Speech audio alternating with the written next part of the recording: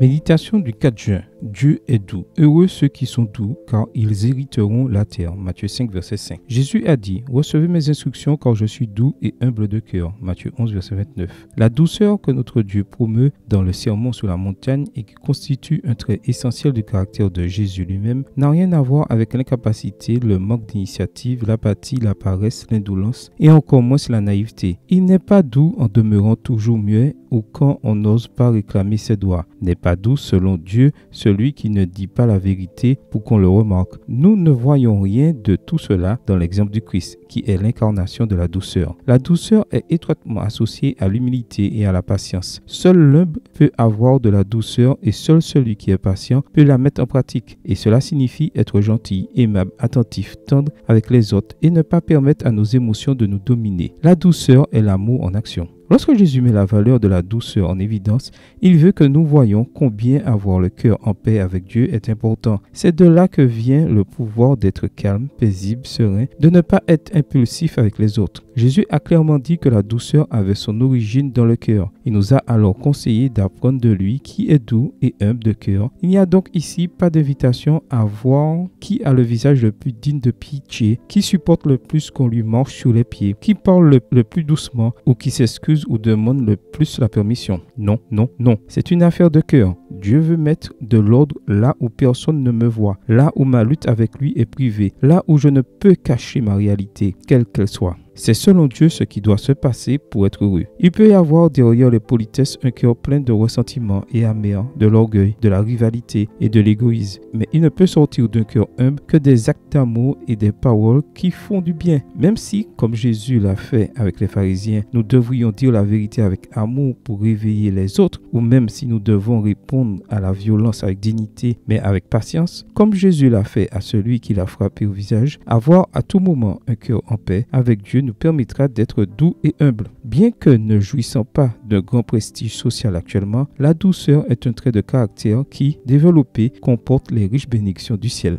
Amen. Bonne journée à vous et que le Seigneur vous bénisse.